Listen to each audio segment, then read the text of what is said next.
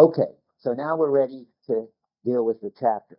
First, I'm going to give you an overview of what I think the outline is, which I seldom do, only because I never can tell what the outline is. But this time, it seems pretty clear. So there are three features of human being uh, understood as a Cartesian cogito, as an I think, that Merleau-Ponty wants to deny apply for motor intentionality. And it turns out they also deny that they apply. It turns out he wants to deny that they even apply for reflection. So there's just never a time when it's appropriate to think of us as an I think. Now, of course, until I tell you what it is to think of yourself as an I think, you can't just tell by the words that it's inappropriate. You could be pretty sure these days that somebody says it's Cartesian, it's an insult. But what's the inappropriate thing? Well, three claims about the cogito that go back to Descartes are being denied. The first one is the indubitability. So then comes a lot of talk, interesting epistemological talk. The basic point being that even though I can't be certain about the objects, this is the claim that he's against, the indubitability claim. That even though I can't be certain about the objects of my consciousness, I can be certain about what I seem to see and seem to feel. That's what Descartes says in the Meditations. I don't know whether I'm really in bed or not, but it certainly seems like I am, and I can't be wrong about that. Uh, so, uh, and there's going to be a discussion of perception and how it's not understandable as having a seeming to see indubitable aspect, and of love as the claim that feelings also don't have an indubitable aspect. Somehow, seeming to see and seeming to love are not epistemologically basic, uh, indubitable sense data. And the anti-claim is my experience of objects and feelings can be certain, but even when they're certain, they're not indubitable. Even when they're certain, we might have to take them back. That's an interesting and strange sounding claim, but that's what he's going to argue. He and Austin have this view at least, and maybe a lot of other people too. Second, transparency. I mean, I like the first one because I understand pretty clearly what the position is and what his objection is. The next one is sort of not terribly clear to me, but it's roughly that I can be exhaustively aware of the contents of my thought. In fact, stronger, I must be exhaustively aware of the contents of my thought. That's how thought is. It's my thought, and I know it. That's why it's my thought. Uh, and the way he deals with that is he says it's refuted even in the most sort of abstract kind of thinking like geometry, which ought to be a good case of transparency. When I'm thinking about a triangle, I ought to be completely clear about what a triangle is, what its essential structure is. How could I be otherwise? When he wants to say I could be otherwise, and the argument is, I think, that all thinking, even formalizing, as in geometry, takes place and makes sense only on the background of a bodily gestalt and a history of the concepts involved, both of which I can't get clear about. So thinking is never transparent because it has a background of untransparency to makes it possible. And reflection is the third thing. The cogito is a kind of reflection, but he has nothing against reflection. What the misleading thing about the cogito is that it assumes that, in Kantian terms, the I think can accompany any experience. For years, I wondered what really that meant, whether I was for it or against it. Now I understand what it means, I think, and I'm definitely against it. What it means is you can reflect on any of your experiences, and that won't change them. So that when you discover a reflective experience, you can be sure that you didn't produce it by reflecting, but that every experience it can be reflected on and still stay what it was. That view he thinks is wrong. Reflection radically transforms your experience.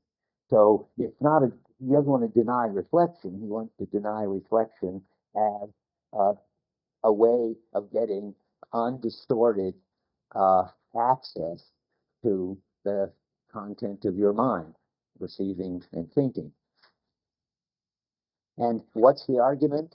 I think it's that reflection transforms motor intentionality by introducing a subject-object distinction, which wasn't there. And in that way, it denies the third kind of being, the openness to the world, which is transformed by reflection. Because on reflection, you think that these are all your private experiences that you're having. At least if that's the kind of reflection Cartesians and Kantians get you into. And my favorite teacher, P.I. Lewis, which I used to talk all the time about, the here now predicament.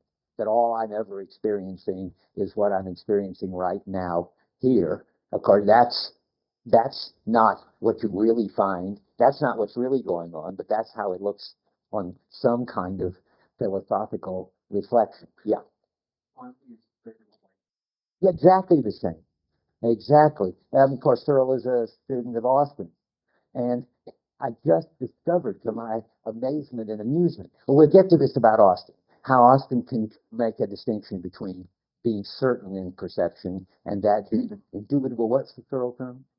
Incorrigibility. That's just another term for the same thing. That certainty doesn't imply incorrigibility, oddly enough. You can be certain and wrong. And I was saying how interestingly that sounds like Austin when happened to have Charles Taylor around and said, oh, I remember the day when Austin called me in and said, I'll give you one afternoon to explain Merleau-Ponty to me and this group of students.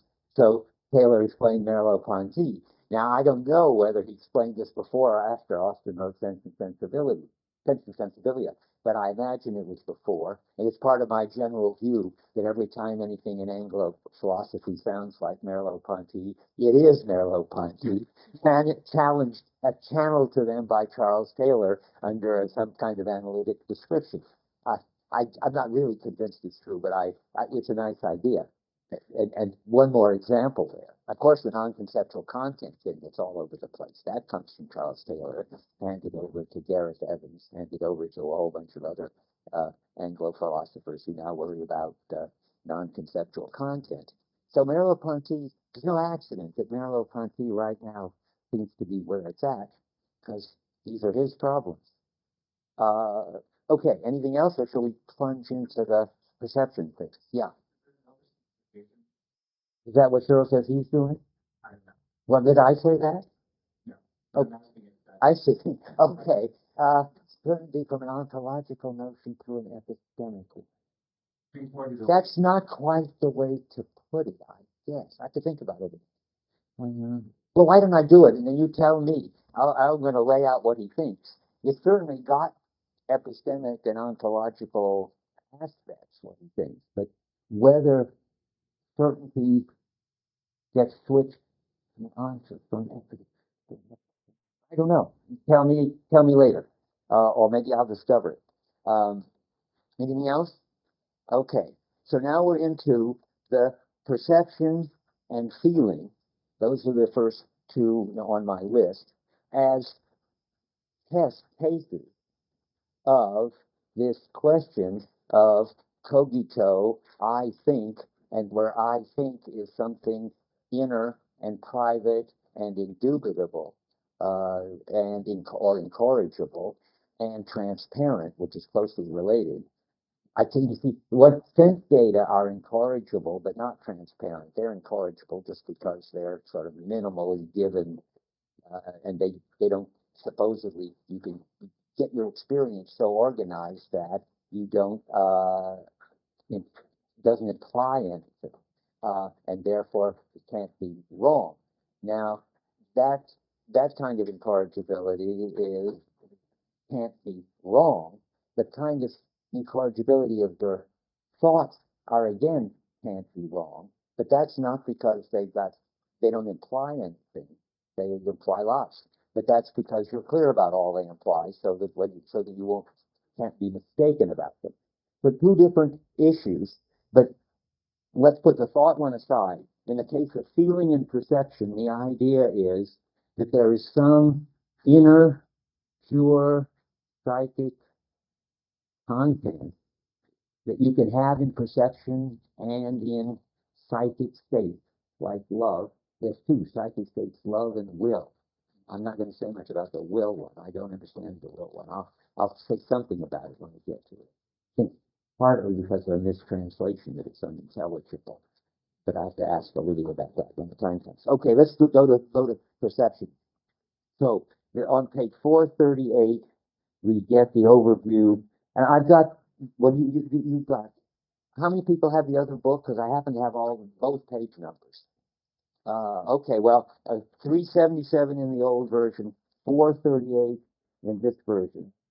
What I can't tell you is where on the page in the old version, but where it is on the page in the new version is the bottom half of the page. I'm just going to read that all and explain it as I go.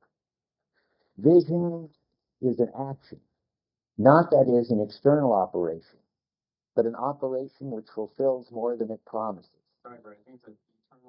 What did I say? I did?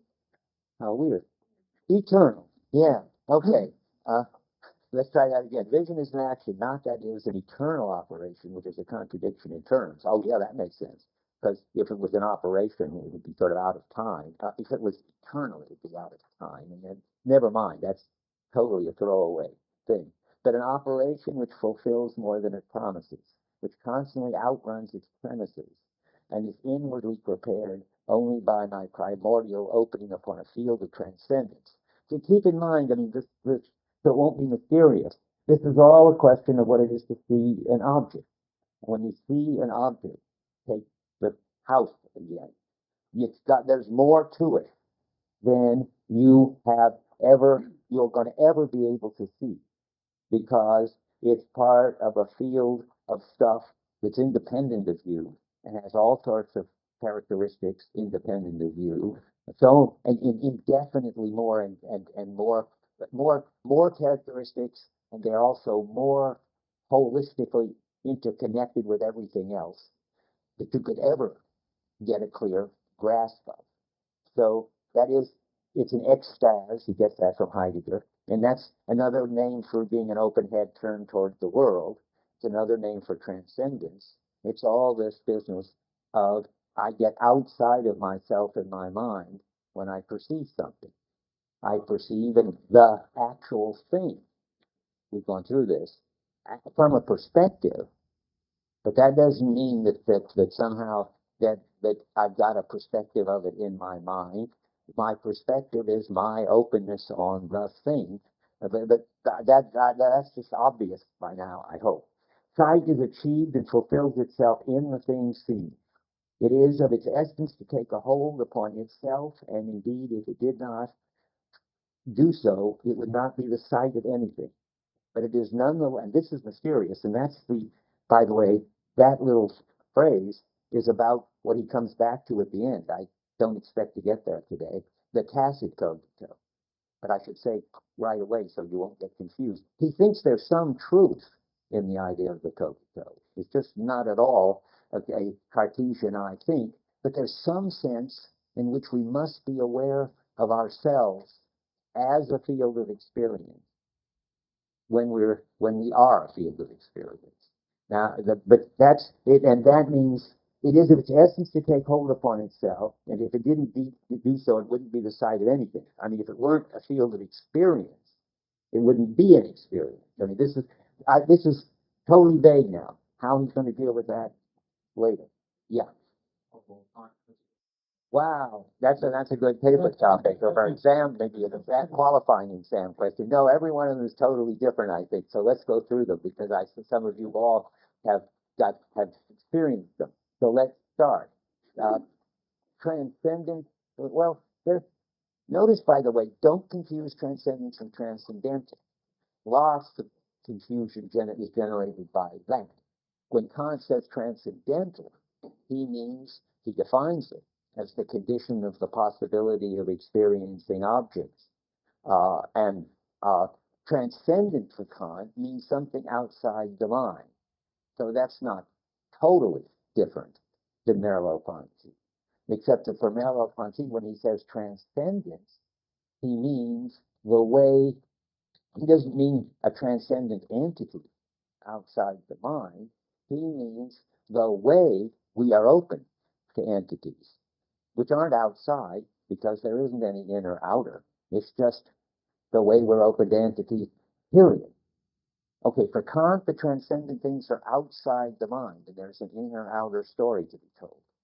For Heidegger and Merleau-Ponty, transcendence is openness. What else do we got in there? Openness, that is the word. No, because it was yes and no, but mostly no, I think, because it's clear in Heidegger and Merleau-Ponty that there is no inner and therefore no outer. Heidegger says explicitly he's going to get rid of the inner outer, subject, object, so that means internal, external thing. So there's no mind for it to be outside of. Then you're an empty head. If you're an empty head turned toward the world, it's not outside the mind. I mean, well, yeah, it's not outside the mind if you think that the mind is some kind of a special, separate domain.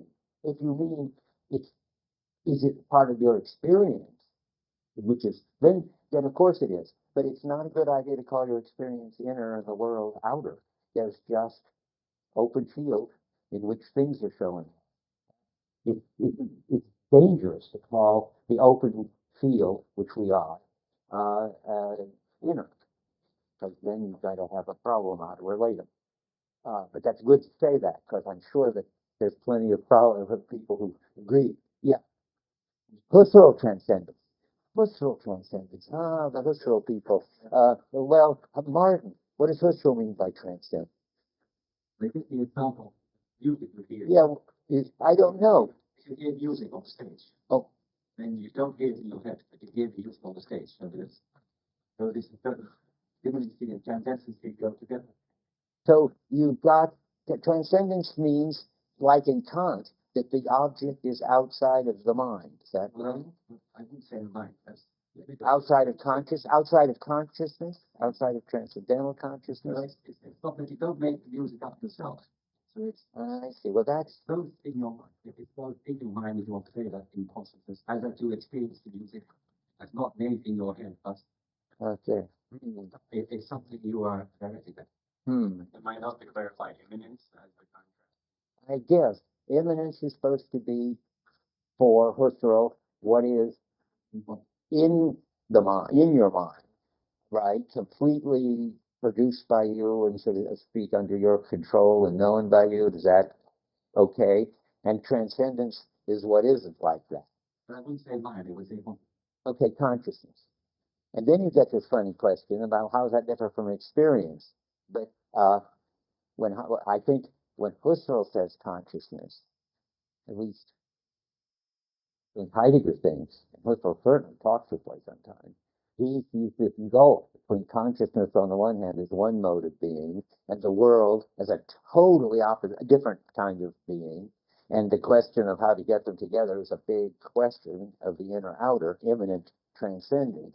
Whereas when Heidegger says, when Merleau-Ponty says a field of experience, he's trying to get over that ontological gulf. There's nothing that there's no special character of this field of experience except, we're back to that again, openness.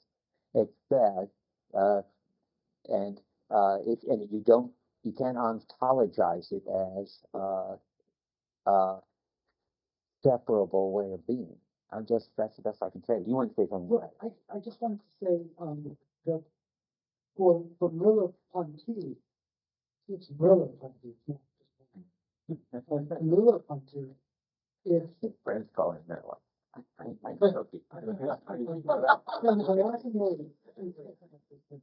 listening to it. Okay, go ahead. But the house is experienced as having a backside even though you don't see it. Strictly speaking, you don't see it because it's hidden. And the relevant notion of transcendence here is the presence of that thing which is beyond what is visible.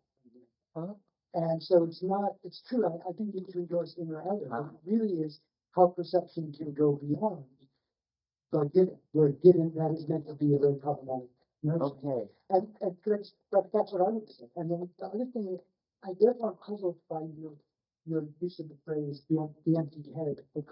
What is the phrase? We're empty heads turned toward the world. Yeah, the empty head towards the world, because that phrase I thought was used in an earlier chapter to describe the immature state of development of a child who precisely has no grip on the transcendent. For whom perspective, there's no place for perspective. There's just lists of what is there. Complicated, because he says, yes, it's the child, and yes, the mature person will see that there are perspectives, but we have to preserve the truth the child had, otherwise we're going to end up monads, right? And that's what I was trying to do. So we are in some sense always empty heads turned toward the world, but the child thinks we're empty heads turned toward the same world. That you see the pencil box with pencils in it, even though you don't know that the pen's been replaced. Remember the example. We are all open to the same world that the kid thinks up to the age of 3. But when we give this up, we don't turn out to discover that we are not open to the world, but only to our perspective on the world. We're open to the world, the same world, but from different perspectives. Remember all this discussion of I point to Paul and I point to a landscape. This is in this chapter, isn't it? Or is it? Is it? It's in some other chapter too, isn't it? It's in the with others, I think, but it's here he mentions it again. And so when Paul and I point to the landscape, we point to that same landscape, and we don't have to figure out how he's having an experience of the landscape, and I'm having an experience of a different perspective of the landscape, and that they are the same landscape, and my finger is in his visual field and his in mine. All that's gone. So in that sense, we're open heads, Paul and Merleau here, open heads turning towards the world. So. What do they call him? Boy? What's that? When you wonder what that his nickname is? Do people ever call Merleau-Ponty anything than Maurice Merleau-Ponty? He must have had friends, although not obvious. Yeah. Well, I was wondering what work the open or empty head is. What's the emptiness doing? Well, it's keeping you from thinking that there's something like your private experience of the object, or your even private experience of that perspective of the object. That's all shared. Well, the object is shared, and that there are perspectives on it is shared, and you've got yours, but you haven't got it. It isn't anything. It isn't a private experience in you. It isn't. I think we can disagree with Searle here, but if it causes a lot of static, I won't pursue it. I mean, for Searle, your perspective is a visual experience in the mind, caused by the object. It's trying to deny that. Okay, I lived. I think you should insist that on the temporal features Of transcendence. Well, yes. Right. And that's sort of important. You can't just grasp all the properties of an object. You have to turn around. Well, whatever. This is what transcendence means completely. So I think to understand it, you have to read the chapter, then to read the time chapter. Well, that's sort of what Albert was saying too, where transcendence has to do with the back of the house. If so, that's a very interesting issue you raise, because that's certainly not the way Heidegger's using it. And I assume that Heidegger was putting his program. What's that? This is why he was putting. I see. It's important to distinguish it from Heidegger. That for Heidegger, transcendence is openness. It's another word for openness, and that's it. Now, openness has a temporal structure in Heidegger, but that's transcendence is about the openness, for sure, because that's the ecstase, the outside of itself. We are outside of, it calls it the outside of itself in and for itself at some point. Valentine is. But now, I'm not convinced yet. I'm just trying to decide. Doesn't Merleau-Ponty, when he takes over this ecstase notion, mean Doesn't he? I mean, is he really clear that transcendence, or maybe the point is that yes, we're outside ourselves, and the ultimate way we're outside of ourselves is that there's always more to our experience than we can get. That's the backside of the house. And the most basic kind of more is the temporal more, that we can always follow out and find more and more and are projected toward that in the future. Is that so? So transcendence seems to put together being outside yourself, and that's the ecstatic character, and that there's more to the object than you can ever experience. But being outside of yourself is being in time. It's the same. The same in being in time? No, it's the same as being in Yeah, time. wait, but I am very worried. Rick, you want to say something? Before you do, let me just say my word. It sounds to me like they're just two different meanings of transcendence. That I'm transcendent, that is, human beings are, have transcendence or are transcendent in this openness, and that objects are transcendent. Is the house transcendent because you can't see the back? Which of those are you on another subject? Transcendence? Well, that's why he doesn't use transcendence right there, but I think he's continuing the thought, and he's just like, I want to be able to use those That would be a good student. Oh, well, consciousness. Let's see. Let's read this transcendence paragraph because it's certainly worth getting straight about. With the top of page 438, about 4 lines down. There is no transcendent interpretation and no judgment, and I'm not sure this is crucial yet, that does not spring from the very configuration of the phenomenon, or that there is no fear of imminence. You see, he's now sort of setting himself off against Husserl with transcendent. No realm in which my consciousness is fully at home, secure against all risks of error. That sounds like it's more in the open head business. The acts of the I are of such a nature that they outstrip themselves, leaving no interiority of consciousness. Consciousness is transcendence through and through. Well, I must say, that doesn't sound like the back of the house. That sounds like my version of Heidegger and him. Let's see, not transcendence undergone. We have already said that such transcendence would bring consciousness to a stop. Active transcendence. Am I misreading it? Doesn't that put it over on us and our general openness? I have a very quoted on page 389. Of this?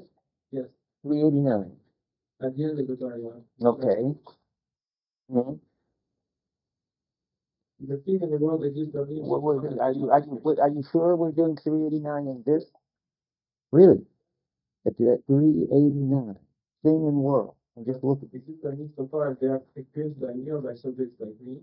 And now, since they are both the concatenation of our perspectives. Does anybody see this? Am I? yeah. Yes. Where? Oh, for the end of the paragraph. I was looking at the bottom of the page. Go on, I see it now. Yet they transcend all perspective because this chain is temporal and incomplete. I get the impression that the world itself lives outside me, just as absent landscapes live on beyond my visual field and was my past was currently me from the other. Okay. Objects transcend my experience, I think, but I am transcendence. When he says transcendence, he says Well, what? you're in the world. That's right. That's what it means. But when he's talking about objects, he can say they transcend all perspectives. That's very different than saying I'm transcendence, meaning I'm a field of experience. I think he holds both, but I can't see how they're identical. I wonder if it's connected to the different intentionality and these different intentionality that we had earlier in the course, because it seems like on the one hand, you could think of openness to the world as a way of being directed to it in a way that's more primordial, as kind of would put it in the way Husserl would, but where the transcendent is not going to get. And then we've also talked about the intentionality of objects in that they always refer to more than what they present. And I haven't been quite sure what the connection between those two are supposed to be, but perhaps the same issue here. Well, see, there's transcendence of objects in which there's more. That's what Alva and Olivia are talking about. But there's this transcendence which is not the opposite of immanence, but which is the way we are just plain open. I don't want to mix that up with intentionality. That won't help because intentionality, well, motor intentionality is the way we're open. What? Operative intentionality and transcendence are the same. Yes, motoring, which is operative intentionality, is motor intentionality, and motor intentionality is the same as transcendence. But there's another kind, and that's what James is also thinking about, in which it would be Searle kind of intentionality, where there is some kind of where the conditions of satisfaction are separate from what satisfies them in a way that in motor intentionality, although we're going to hear a lot about this, what we perceive is not separate from our activity of perceiving it. Okay, let's go on. I think this has been very helpful. I have one more question, though. Does Searle use the notion of transcendence? Because he was on your list, but I don't remember him ever using it. What? Okay, not. I didn't think so. Good. Okay, let's go on. So where are we? 438. I was still trying to read. Did I finish that paragraph? I'm not sure. Seems like years ago. Uh, okay, let's see. So I was the ekstase. Sight is achieved and fulfills itself in a thing. Wouldn't be the sight of anything, and so forth, unless I was not in possession. Since it is not in possession of itself and escapes from itself into the thing seen, that's the kind of transcendence that I am. What I discover and recognize through the cogito is not psychological immanence, the inherence of all phenomena in private states of consciousness, the blind contact of sensation with itself. It's not even transcendental immanence. I wonder what that's going to turn out to be.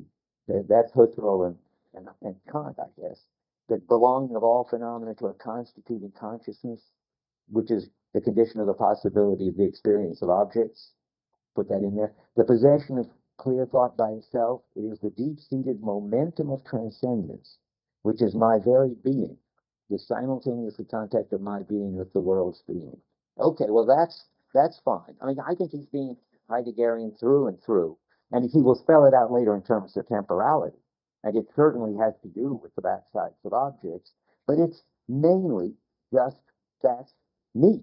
Look, I'm constantly just thrown into the openly thrown into the world. Okay. And what's indubitable? Well, that's the next thing. It looks like maybe what's indubitable is the seeing of the things seen, or the seeming to see of the things seen. That's would be the move to try to get to the cogito out of this. And that's what he's talking about when he starts the chapter, as he should start it anyway, the bottom of 435. There can be no doubt at all that I think. I am not sure that there is over there an ashtray or a pipe, but I'm sure that I think I see an ashtray or a pipe. Now that's the Cartesian cogito move. You can't be sure of any of your perceptual experience of objects, but you can be sure of the perceptual experience. It's very straightforward. I mean, I don't think you're used to it probably. When I was a graduate student and everybody thought about epistemology and never about ontology, everybody was quite clear that from Descartes that I don't know, I can't be sure that I see the table, but that I right now seem to be seeing the table. How could that be wrong? That's what C.I. Lewis thought, that's what I thought, and so forth. And it still sounds pretty convincing. And now he's going to try to talk you out of it. Now it is, by the way, another one of these places where the new translation has introduced a mistake that isn't in the old. It's mysterious. The next sentence says, now is fact as easy, and of course it is, now is it in fact as easy. But how could anybody introduce it? Maybe they scanned the book and then they didn't fix all the glitches in the scanning. I just don't know. Anyway, now is it in fact as easy as is generally thought to dissociate these two assertions and hold independently of any judgment concerning the things seen, the evident certainty of my thought about seeing. On the contrary, it's impossible. That's a wonderful, interesting claim, which I will try to explain and defend. Perception is precisely that kind of act in which there can be no question of setting the act itself apart from the end to which it's directed. The intuition is the following, and I feel very at home in this because I keep saying as a graduate student, this is what people had on their minds. In fact, I wrote a chapter of my thesis about this. So the sense state of people got very sophisticated and decided sense data wasn't just qualia like red patch here now, which certainly has no implications, and if you ever could see it, it would be indubitable. And Merleau-Ponty admits that maybe sometimes you do see qualia getting a particular weird frame of mind, and if you do, they are indubitable. That doesn't matter. But if you want to find what's the indubitable basis of your everyday perception of people and things, and now that's not going to be just red patches. That didn't work out.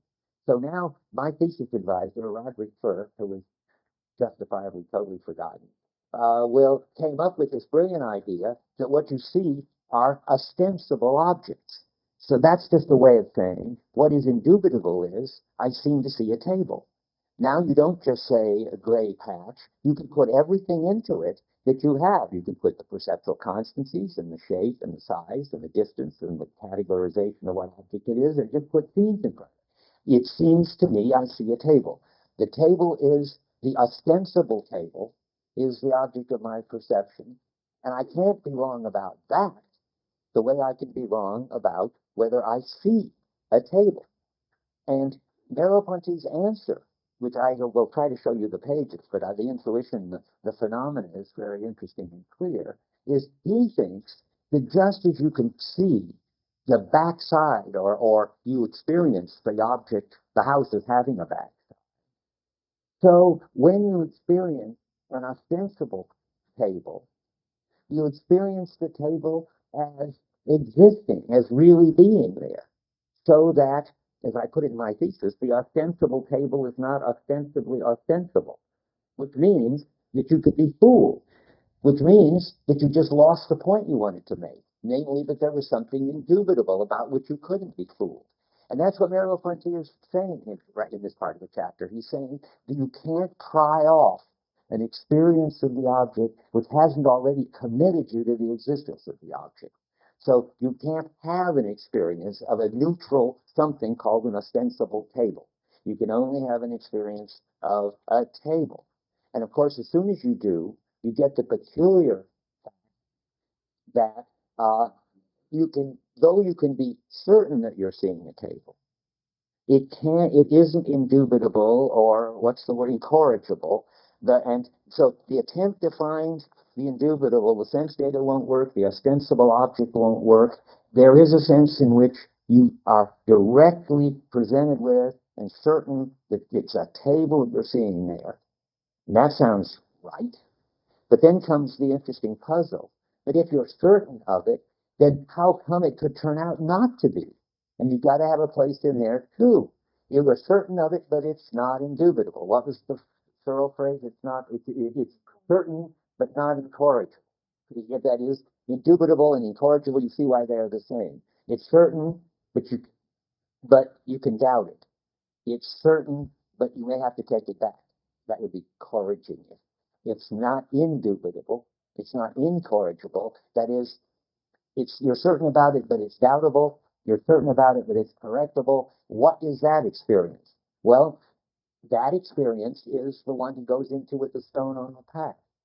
Remember, you go along and you think there's a stone on the path, and you're ready to put your foot on the solid stone, and as you approach it, it looks bigger and bigger, and it keeps its color constancy, just like stones ought to do, and then your foot goes right through it, because it's not a stone on the path, it's a light patch on the path.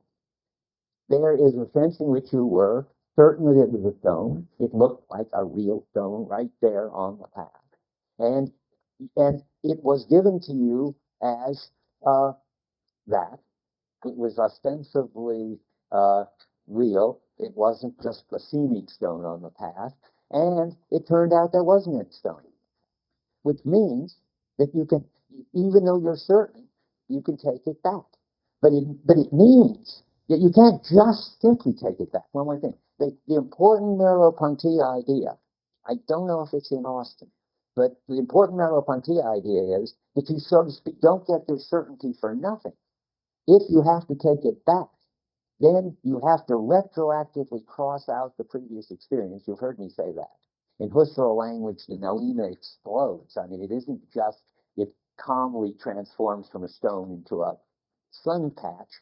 You can't even remember anymore what it was like for it to be a stone. Your experience is sort of suddenly, startlingly, radically revised. And it's revised in such a way that it looks now as if you could never have mistaken it for a stone. It looks like it's clearly a sun patch.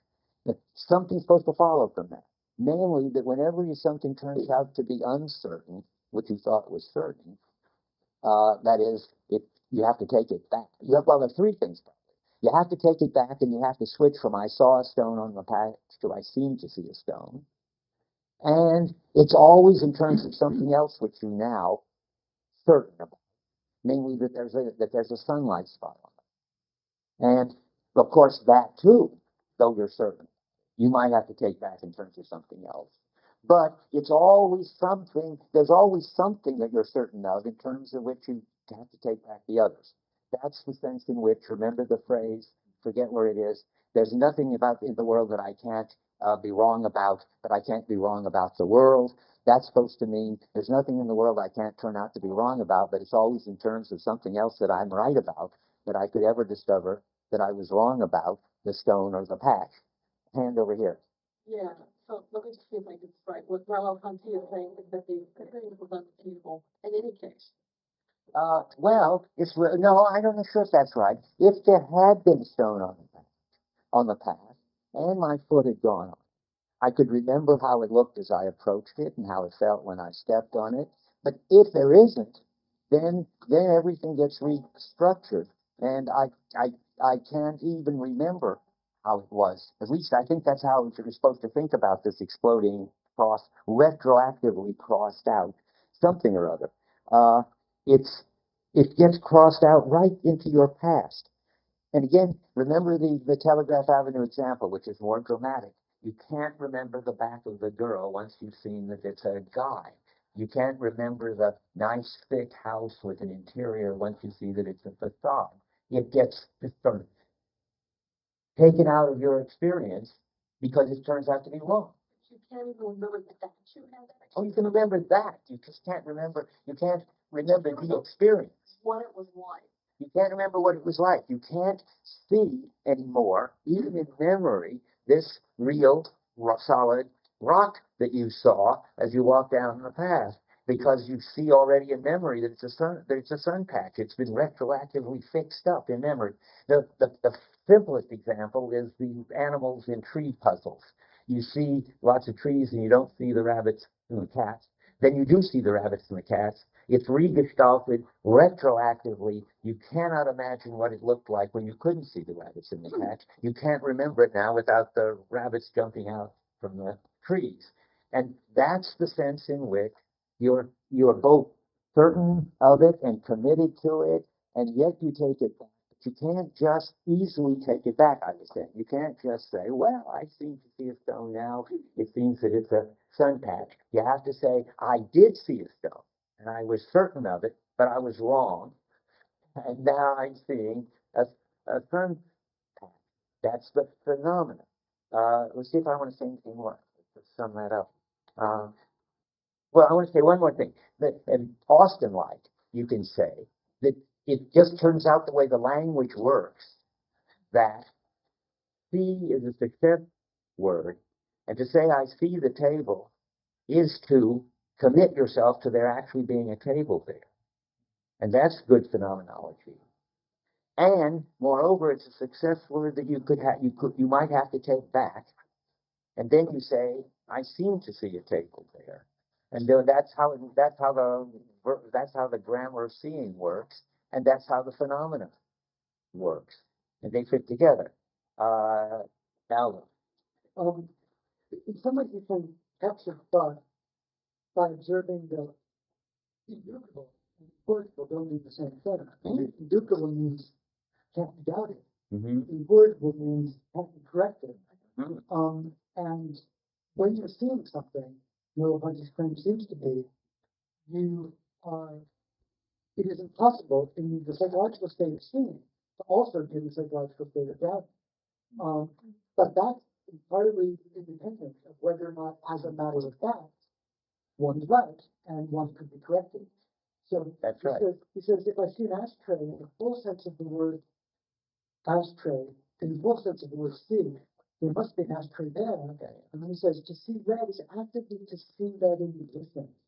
So it's as if the existence is sort of within, well, I forget that, but that's right. But the main point is that it's a claim about seems to be a claim about the psychological incompatibility of the doubting and the experiencing at one and the same time. It's a claim about the phenomena such that it looks real, and there would be no motivation for doubting it. I mean, you could doubt it abstractly. I mean, I can doubt right now that there's a lectern there. But what he's trying to get at is that it isn't my experience. I mean, that's just crazy. I mean, it's clear that there's an electron there and a lectern there, and I'm ready to deal with it, and so forth. So I don't know about this indubitable. I think the important thing is not the psychological thing. It's the phenomena is presented to you as really there and cannot be sensibly doubted. That may be all we need. And it's corrigible in the sense that certain event comes along, like the patch sunlight turns out to be a patch of sunlight, it will automatically require, you don't have to think about it. Your perception will just have to correct itself. That's the retroactive crossing out. And the fact that you will now see a color patch, and you will understand that you only seem to see the rock. There was one more thing I was thinking about just now that I wanted to make sure I got. Wait, no, there's some important little piece to be put in. Okay. Well, you'll have to come back to me. Go ahead, Austin. It's like Cogito. Like the coat. You mean, what is it, how is it like? Well, in the sense that I, I am, I exist. Whenever I think, I am, I exist. The lectern exists whenever I see it. And there's a way in which he's capturing something about, I don't know how best to characterize it, whether it's psychological or logical or what, but there's a kind of a performance of exclusion of possibility of doubt. Yes, That's the fault because yes, there's a kind of exclusion of the possibility of doubt when you see it, except again in some very abstract way. Oh, now I remember what I want to talk about, the missing thing. And I think repress it, because there's something I don't understand about it. And so I give it all to you, and maybe somebody will write a paper about it, fix it.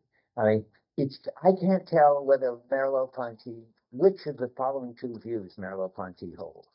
One, that when I get a maximum grip on it, when I see it in its richness, when my expectations are constantly being satisfied, when I could pick it up and hold it and smell it and so forth, could I still turn out to be wrong about it? Now, I think I do understand it. I think he thinks the answer is yes, I could always turn out to be wrong about it. I think Austin thinks the same thing. I mean, when you have a goldfinch in the garden, as I recall, you still read Sense and Sensibility and so forth, anybody? And I hear it, and I see it, and I could feel it, smell it if I wanted to, and yet it might turn out not to be a goldfinch. That's easy. That's like the house might turn out only to be a facade. But I think it could turn out that there just wasn't anything there. Now, is that a sensible thing to hold? That might just be wrong. But I do think Merleau-Ponty and Austin hold that. And the reason I think so is this quote, I wish I could just open to it, where we can be unsure about anything in the world, doubt anything in the world. The only thing we can be certain of is the world, meaning that there's always something we could be certain. If anybody finds it, say it, because I don't even remember which chapter because I read around in it. But now, how could you understand that? I mean, you can understand the sunspot turning in, looking like a stone and then not looking like a stone. You can understand the house looking like a house and then turning out to look like a facade, or the girl turning out to look like a man. But what would it be to feel something and see it and use it and have it in front of you and it turn out not to exist at all, not just to be something else like a facade or a house? I think, wait, let me finish. I think I now understand the answer. I think it's something hypothetical, not ever actual in anybody's experience, as far as I know. But it could, for instance, suppose, I remember these things from graduate school, suppose it now just faded out in front of all of us, and there wasn't any more any electron. Now, things don't normally behave that way, but the point that I think both Austin and Merleau-Ponty want to emphasize is that seeing it now commits me to stuff about it in the future. If there's really a lectern here in front of me, it's got to stay here in front of me through the whole lecture and be back when I come back, be here when I come back next time, unless somebody carries it away. And that is that, and all of those commitments are could turn out not to be fulfilled. Now, in our world, that hasn't happened. And it could happen, I guess, if the quantum stuff highly improbably all got in the right synchronousness, this could just vanish. But anyway, but the important thing isn't whether in our world it can or not. The important thing is that no matter how much of a grip you get on it, there's always so much more to it than you could ever get a grip on. And all of that is contingent. That is, it could be otherwise. So you can never get the kind of certainty that would be the kind of absolute certainty that Cogito wants, Cogito people, that Descartes wants. And that's all right, as long as you remember that what certainty means for us is that everything is happening normally and you've got a grip on it and there's no normal expectation that anything could go wrong. That it not only entitles you to say you're certain, you can see it. That is, you actually see there's this thing there. You are certain, only you might be wrong. That's just how it is. Did somebody want to say something over here? Well, okay, both of you, and then I really have to go on. First James, and then Guy. Just first name, Mike, Guy, Mike, Monty. Okay, I don't hear consonants in one. There are a lot of consonants in there. Yeah. So I thought I understood what certainty was until the last one. I thought certainty sort of meant something like level of endorsement, not justification or anything like that. I don't think you're right. I'm certain if I wouldn't doubt it. Well, but remember, that's right. That's the epistemological linguistic way to put it. That's not wrong. But the phenomenological way to put it, which is the one that interests Merleau-Ponty, is it actually looks like it couldn't ever fail you. Even though you haven't got, so to speak, all the evidence in, your experience runs ahead and commits it to staying here and so forth. That's why when the stone turns into be a sunspot, it has to retroactively cross something out. It isn't just that you have to change your beliefs. You have to, the experience will change. So there's not only a kind of endorsement and a commitment, there's an experience of it as really existing. I mean, that's got to be important to the argument, because that's the argument that nothing is indubitable. You can't find anything that's so minimal if you haven't already committed yourself to something. Or to put it more accurately, you could maybe with a qualia, but you can't find anything minimal in your everyday experiences of tables and chairs and stuff, which is the minimal thing that you don't endorse, don't commit yourself to in your experience, jumps ahead and commits you to it. So then what's the difference between, or even my ever in position to know that I am actually seeing it? Well, that's the right question. Never. That is, it's always retroactively take backable.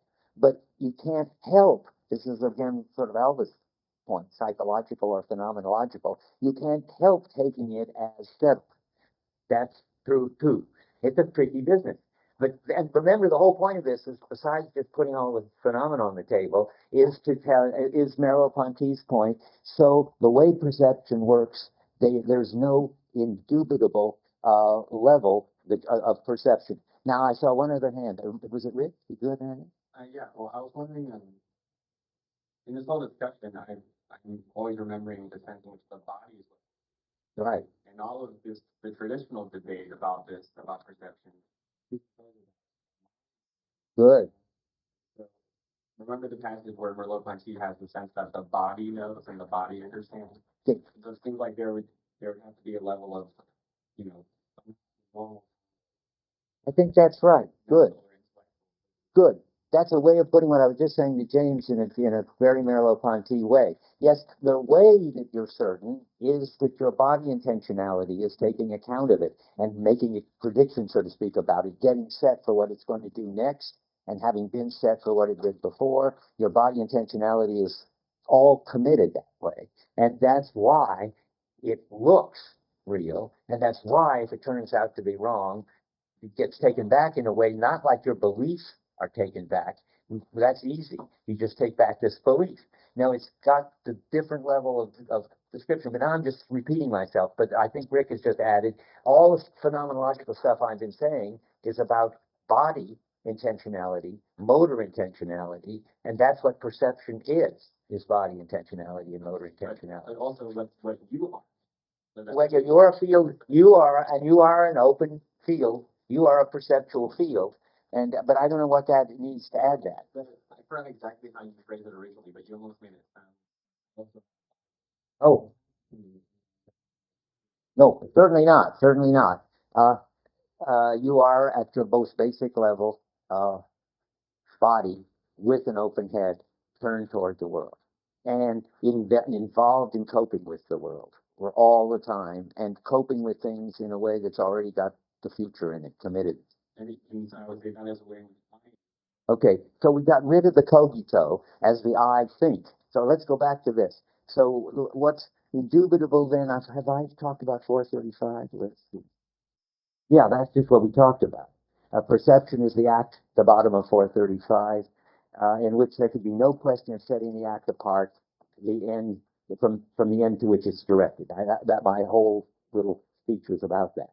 So we directly experience the existence of things. That's another way to say the same thing, and that's what I just read in 436 at the top. Let's read that. Perception and the perceived necessarily have the same existential modality.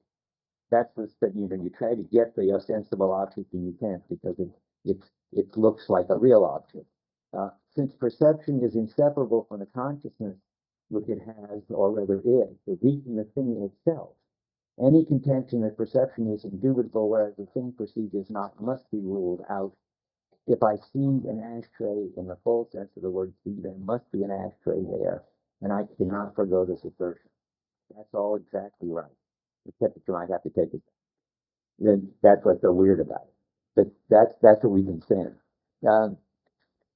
And then I'm reading my notes now. The Cartesian Cogito defender says that I can be certain of my visual experience, while not being certain of the existence of the object. The conditions of satisfaction of the visual experience may just not be satisfied, but they're still the visual experience. That's what I think Searle says. We might know on reflection, but that's not part of the content of the experience. I said all that. If I start to doubt the existence, it will look, the object starts to look different, and that's the middle of 436. It is the essence of my vision to refer not only to an allegedly visible entity, but also to bring to a being actually seen. Similarly, if I feel doubts about the present earth, and this doubt attaches to vision itself, and there is no red or blue there, I say that I have not really seen these colors. I've only seen.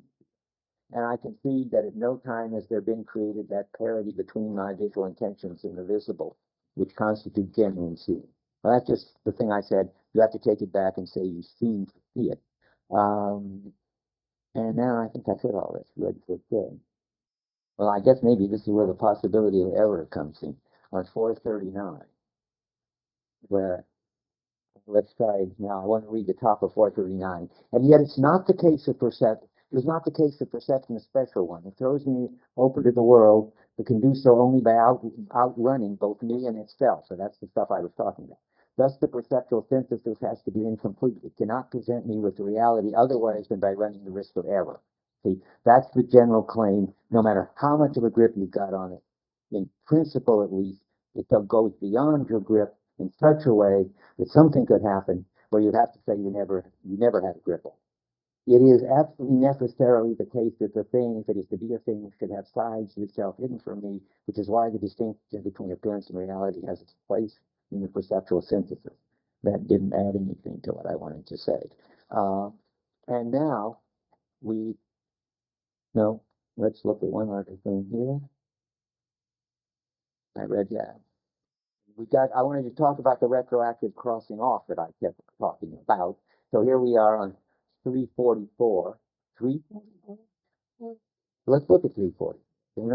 Maybe I really mean 340. I was trying to find, I think that's the stone I've been trying to talk about all this time. It's just the middle of 344, but it's important to read it. We know that there are errors only because we possess the truth and so forth. In the same way, the recognition of the truth is much more than so it presupposes doubt. No, why do I want to? That's not interesting for us right now. Let's try 298. I'm trying to find out. I put it down so we could get to it. 498? That's unlikely. I give up. I don't know why I love that. What are you trying to find?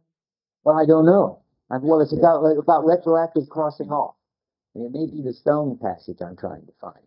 Because in one place he talks about how it will be crossed out.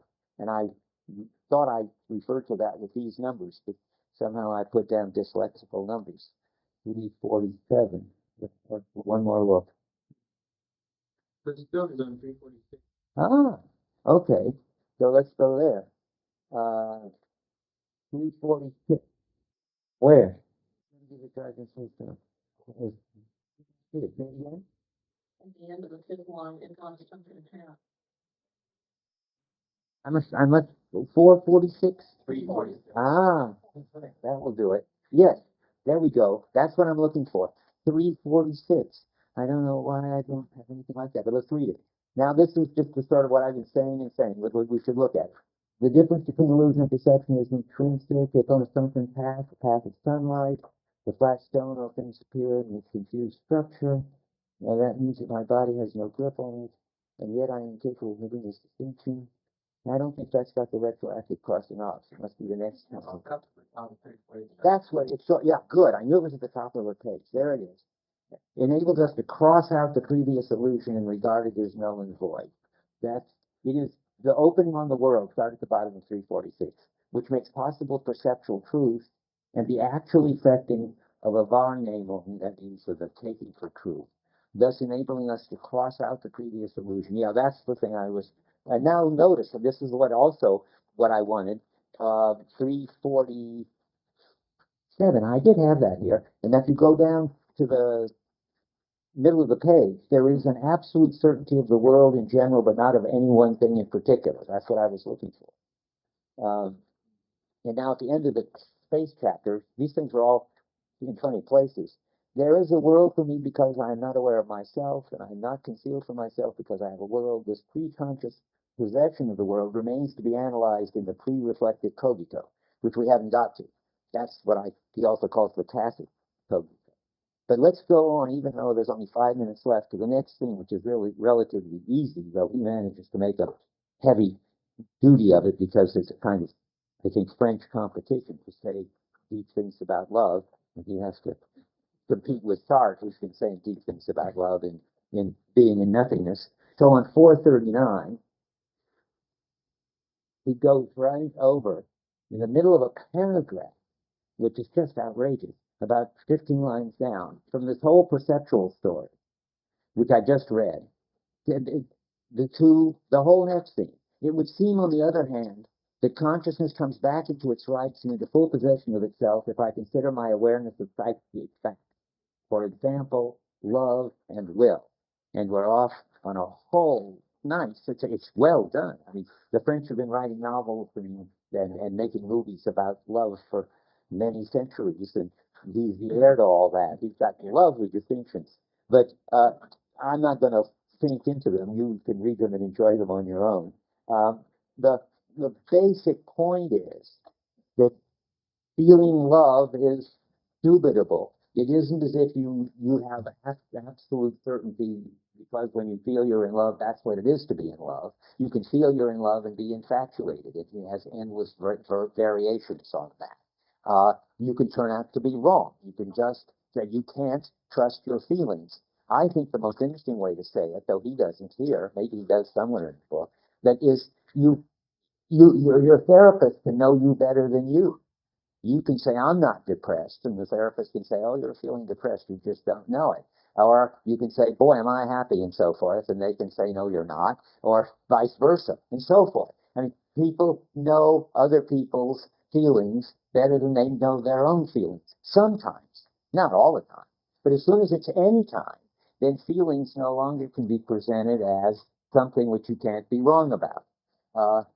If you start this whole story again about, well, I seem to be in love or I seem to be depressed, then you'd have to tell another whole story like I liked about ostensible objects, how the seeming is always already really a feeling that you are in love and so forth. I can't spell that out, but that's the way he would have to go. So let me see now. So feeling is not so feelings are not counterexamples and from the middle of 439. From the moment I feel love, joy, or sadness, it's the case that I love, that I am joyful, that I'm sad. That's this commitment beyond the feeling. Even when the object does not, in fact, that is for others, myself, and so have the value that I now attribute, appearance is within me reality, and the being of consciousness consists in appearing. All that is to say, when you feel that you're in love, you feel it as this is certain, this is real, this is it, and then it turns out that it wasn't or it can't. That's the picture. Now, he does it also for willing in a way that I do not understand, but I want to ask at this point, I want to ask Olivier.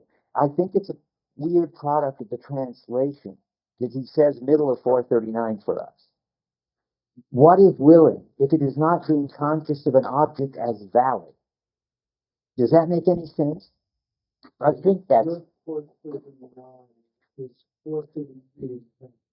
My hunch is that what's being translated as valid is whatever French word would be the word valuable. Let me try, just based on the phenomena, I think what he's trying to say is where willing means something like choosing, and valid means something like valuable. And what is choosing if not being conscious of an object is valuable? That's what I think. And then he adds this weird thing. What? What's the French word? Valable. Okay, just what you would think. So those of you who have this now, the middle of 439, just a little below the middle, what is willing? If not being conscious of an object is valid. That's not right. It's valuable. And I don't even know if willing, what is willing there? Volonté, I suppose. Yeah, well, he puts the verb c'est vouloir, but it's yeah, and it means something like choosing. I mean, willing is for us. I mean, willing is. I can will to raise my arm, but somehow that's not. It's sort of tied up with desiring for him. It gets tied up with what's valuable. Vouloir also tied up with desiring. Hmm? It is. Okay, so change that to you desire. well. I just want to change it for designer because we say that designer as well is personal. Yeah. You know, so don't change it. Okay, just read willing, but it's a funny kind of willing. Could it be wanting? You want to say something? Wanting? Is that all right? Okay, well, wanting would be fine. It's just willing is just not the right word for it. And then you want something valuable, or, and this is so funny, as valid precisely insofar as it is invalid in the case of perverse will. I think that means you want something because you know it's not good for you. And people, you can do that. But that's not an important qualification. It's just that that sentence is so murky. Now we've got to stop it. Let me just see where we are. 439. But let me read the bottom thing. We're going to say love and wanting don't give us absolute certainty. About 8 lines from the bottom. Will or love would seem to be the same whether their object be artificial or real, considered independently of the object which they appear to constitute the sphere of absolute certainty in which truth cannot elude us. And that's the Cogito claim. And the answer is that's not so. The claim is there could never be illusion and so forth and so forth. And now he's going to claim for all these nice pages about all sorts of mistaken loves. And then we'll be ready next time for the somewhat murky talk about transparency and the tacit cogito.